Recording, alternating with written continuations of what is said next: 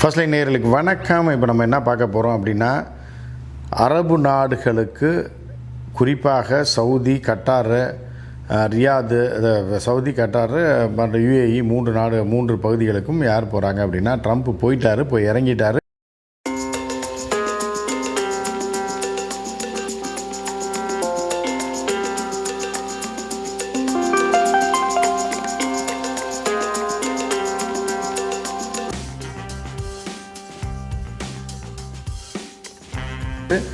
அது சவுதி இளவரசர் பின் சல்மானை சந்தித்து பேச்சுவார்த்தை நடத்தியிருக்கிறாரு. கிட்டத்தட்ட வந்து $600 பில்லியன், கிட்டத்தட்ட ஒரு 3 லட்சம் கோடி கிட்டத்தட்ட வரும். 4 வருடத்திற்கு, அதாவது சவுதி அரேபியா வந்து அமெரிக்காவில் இன்வெஸ்ட் பண்ண போகுது அப்படின்ற, இதுதான் வரலாற்றிலேயே மிக அதிகமான தொகையை சவுதி அரேபியா அமெரிக்காவில் இன்வெஸ்ட் பண்ண போகுது அப்படின்னு ஒரு தகவல் வந்திருக்குல்ல. அந்த மீட்டிங் நடந்துக்கிட்டு இருக்கு. எங்கன்னா சவுதியில் ரியாதில் பார்த்திங்க அப்படின்னா, இப்போ ட்ரம்ப் போனார், ட்ரம்ப் படை பரிவாரங்களோட போனார், எலான் மஸ்க்கு கூட போனார். ஸோ அந்த இன்வெஸ்ட்மெண்ட்டை சவுதி பண்ண போகுது. எதுக்காக சவுதி திடீர்னு கொஞ்ச நாளாக வந்து ட்ரம்ப் வர்ற வரைக்கும் என்னென்னா, அதாவது சைனா பக்கம் சாய்ந்த, அதே மாதிரி வந்து ரஷ்யா பக்கம் சாய்ந்து புட்டினெல்லாம் கட்டி பிடிச்சி முத்தம் கொடுத்த சவுதி இளவரசர் பின் சல்மான் எதுக்கு திடீர்னு அமெரிக்கா பக்கம் மாறுறாரு அப்படின்ற ஒரு விஷயம் இருக்குது. இன்னொரு விஷயம் என்ன அப்படின்னு பார்த்தீங்க அப்படின்னா, கட்டாரோடைய அல்தானி, அவர் தான் வந்து கத்தாருடைய தலைவர், அவர் தான் மன்னர் மாதிரின்னு வச்சுங்களேன். அவர் தான் அந்த நாட்டோட பிரதமரையும் நியமிப்பார், அமைச்சரவையும் அவர் தான் செட்டப் பண்ணுவார். ஒரு மிகப்பெரிய ஒரு சர்வதேச தலைவராக இஸ்லாமிய நாடுகளில் பார்க்கப்படக்கூடியவர் வந்து அல்தானி. சரியா? இவர் வந்து எமீர் அப்படின்வாங்க, அமீர்னு சொல்லுவோம்ல, அது மாதிரி எமீர், இவர்னா தலைவன் அப்படின்ற மாதிரியான ஒரு அர்த்தத்தில் இருக்குது. இவர் ஒரு பவர்ஃபுல்லான லீடர் வேர்ல்டில், அதுவும் குறிப்பாக இந்த அரபு பகுதியில், சரிங்களா, மிடில் ஈஸ்டில் ஒரு பவர்ஃபுல்லான லீடர். சின்ன கண்ட்ரி தான், ஆனால் வந்து ஒரு நம்பகத்தன்மையான பேச்சுவார்த்தைக்கு நம்பகத்தன்மையான நாடாக அமெரிக்காவும் பார்க்குது, இஸ்ரேலும் பார்க்குது. அதே மாதிரி நீங்கள் வந்து பார்த்திங்கன்னா ஹவுதீஸும் பார்க்குறாங்க, அது மாதிரி நீங்கள் வந்து பாலஸ்தீனியர்களும் பார்க்குறாங்க, குறிப்பாக ஹமாஸும் பார்க்குது. இப்படி எல்லாரும் ஒரு நாட்டை, ஒரு தலைவனை நம்புகிறாங்க அப்படின்றது சாத்தியமே கிடையாது. சில பேர் இப்போ வந்து இஸ்ரேல் வந்து அமெரிக்காவை நம்பும், ஆனால் வந்து வேறு அரபு நாடுகளை பெருசாக நம்பாது. ஏனென்றால் இவர்கள் வந்து இஸ்லாமியர்கள் ஒரு பக்கம் திடீர்னு சாஞ்சிருவாங்கன்னு நினைப்பாங்க. ஆனால் வந்து கட்டாரை பொறுத்தளவுக்கு நீங்கள் வந்து இப்போ பேச்சுவார்த்தை அப்படின்னு வந்துட்டு அமெரிக்காவும் நம்புது, ரொம்ப நம்புது. அதே மாதிரி இஸ்ரேலும் நம்புது, மித்த நாடுகள், அதாவது அரபு நாடுகளும் நம்பிக்கிட்டு இருக்குது, சவுதி அரேபியாவும் நம்புது. இப்படி பல நாடுகள் நம்புகிறாங்க. ஸோ இந்த மாதிரி பவர்ஃபுல்லாக நம்பிக்கைக்குரிய ஒரு நாடாக கத்தார் இருக்குது. ஆனால் இந்த கத்தார் இப்போ என்ன பார்க்க போகிறோம் அப்படின்னா, நம்பகத்தன்மையான நாடு அதெல்லாம் வேறு விஷயம். கத்தார் வந்து கிட்டத்தட்ட 3500 4000 கோடி ரூபாய் ஒர்த்துள்ள போயிங் விமானம் ஒன்றை, அதாவது பறக்கும் மாளிகை அப்படின்றாங்க, பறக்கும் மாளிகை, அதாவது ஏர்ஃபோர்ஸ் 1 தான் வந்து அமெரிக்க ஜனாதிபதி பயணிக்கும் ஒரு ஃப்ளைட், ஏர்ஃபோர்ஸ் 1. இதுதான் வேர்ல்டுலே நம்பர் 1 அப்படின்ற மாதிரியா அவருக்கு வச்சுருக்காங்க. அதில் எல்லா டெக்னாலஜி இருக்குது, ஏவுகணை, அதை பற்றி படமே வந்திருக்கு. படம் பார்த்தவங்களுக்கு தெரியும், படம் பார்க்காதவங்களுக்கு சொல்லணும் அப்படின்னா, அந்த ஏர்ஃபோர்ஸ் 1ல் ஏவுகணை தடுப்பு இருக்குது. அந்த ஃப்ளைட்லேருந்து ஏவுகணைகளை ஏவலாம். ரடார்ஸ் இருக்குது. ரேடாரில் இது சிக்காது, இந்த விமானத்தை அவ்வளோ சீக்கிரம் தாக்கி அழிச்சிட முடியாது. வானத்திலே வந்து ஃபியூயல் ஃபில் பண்ணுற மாதிரியான வசதிகள் இருக்குது.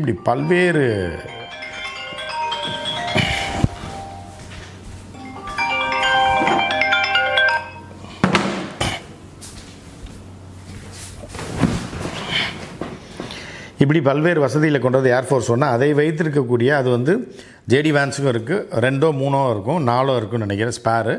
ஏன்னா ஜனாதிபதிக்கு 1, துணை ஜனாதிபதிக்கு 1, அதே மாதிரி ஏர்ஃபோர்ஸ் 1ல் தான் அவரும் போவார்.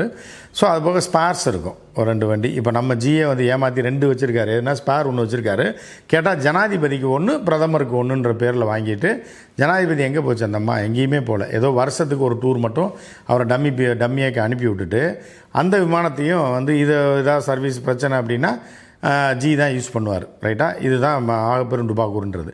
ஸோ இது மாதிரி வந்து அமெரிக்காவில் பார்த்தீங்க அப்படின்னா, அமெரிக்காவில் கேள்வியை கேட்க மாட்டான்றதுனால 3 விமானங்கள் வச்சுருப்பாங்க, ஏர்ஃபோர்ஸ் 1. அதில் சகல நீங்கள் கற்பனையிலும் எட்டாத வசதிகள் இருக்கும். ஸோ அந்த மாதிரி ஒரு விமானத்தை அமெரிக்க அதிபருக்கு கட்டாரோட எமீர் கொடுக்குறார், ஓசியில் கொடுக்குறார், காம்ப்ளிமெண்ட்டாக கொடுக்குறார்.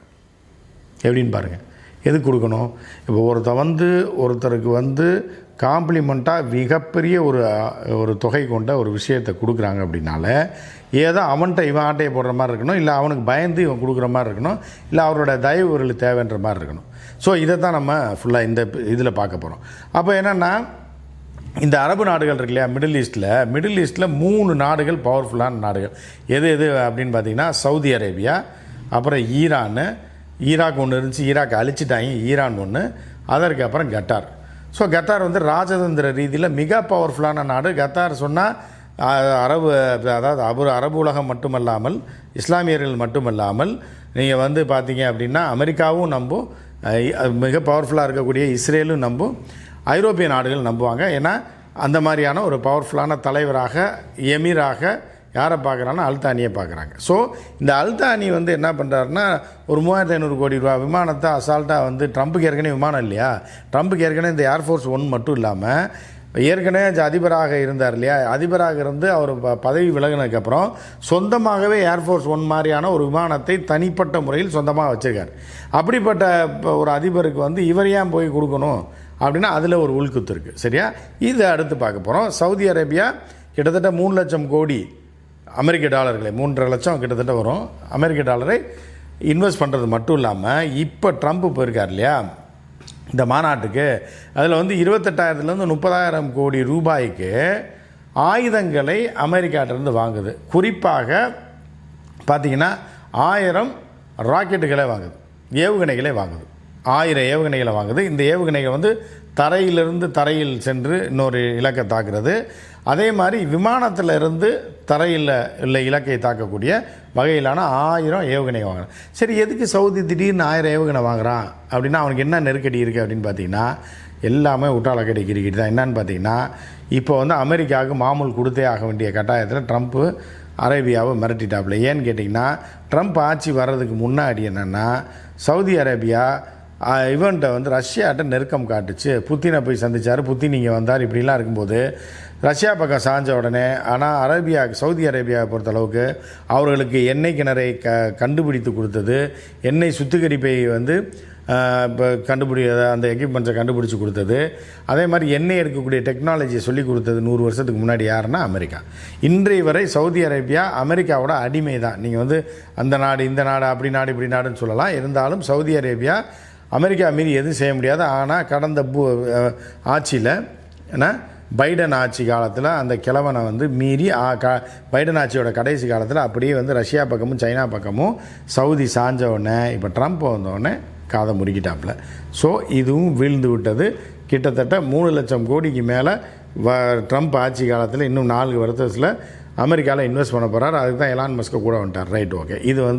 இது ஒரு மிரட்டலில் மறைமுகமாக இருக்காங்க. என்ன மாதிரியான வரவேற்பு கொடுத்தாங்க நீங்கள் பார்த்தீங்களா, ஒருத்தர் வந்து வரவேற்பும் கொடுத்து ராஜ மரியாதையும் கொடுத்து இவ்வளோ பணத்தையும் கொட்டி கொடுக்குறான்னா அப்போ அதோட உள்குத்து என்னான்னு புரிஞ்சுக்க. இவனுடைய அச்சம் தான் காரணம். அமெரிக்கா இல்லாமல் சவுதி அரேபியா எதையுமே செய்ய முடியாது. அதனால தான் இவர்கள் வந்து நீங்கள் வந்து காசா பகுதி மக்கள் கொத்தாக கொல்லப்பட்ட போதும் சவுதி அரேபியா நேரடியாக இறங்க முடியல. ஏன்னா இறங்குனா அமெரிக்கா கண்டிப்பாக, ஏன்னா அமெரிக்கா யார் கையில் இருக்குது, இஸ்ரேல் கையில் இருக்குது. புரிஞ்சுக்கலாம், இந்த பாலிடிக்ஸ் புரிஞ்சா.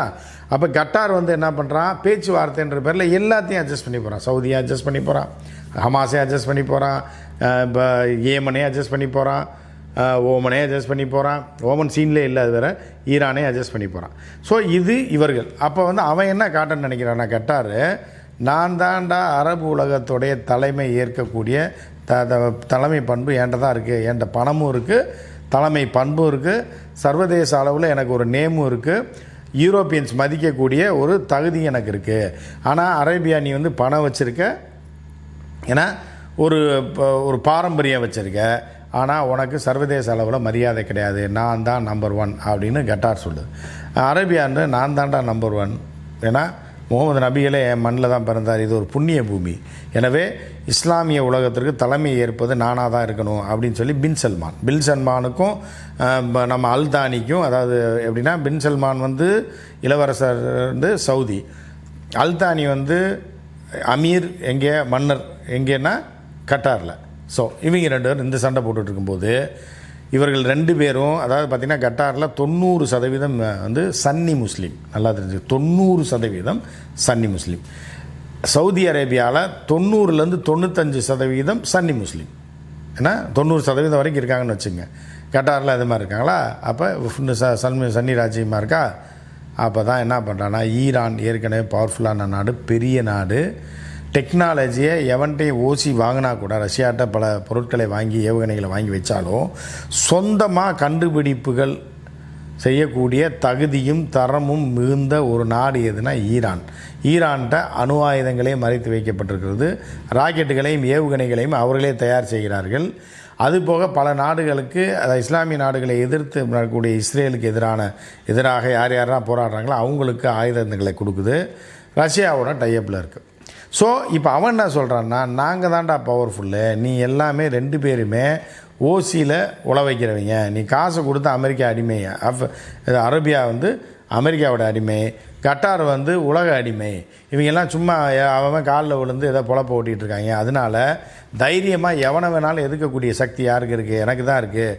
ஏனென்றால் என் நாட்டிலே பல பொருட்கள் உற்பத்தி பண்ணப்படுது, ஏன்ட்ட எண்ணெயும் இருக்குது, உற்பத்தி திறனும் இருக்குது, அறிவான மக்கள் இருக்காங்க, படித்த மக்கள் இருக்காங்கன்னு சொல்லி அவன் சொல்கிறான். அரபு உலகத்துக்கே ஏன் தலைமையின் கீழே தான் இயங்கணும்னு சொல்லி யார்?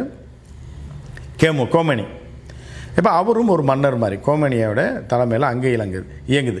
இப்போ இந்த 3 பேர்லையுமே யாருன்னா மன்னர் ஆட்சி தான் நடக்குது. இங்கே பின் சல்மான், அங்கே கோமேனி, ஈரானில், கட்டாரில் அல்தானி.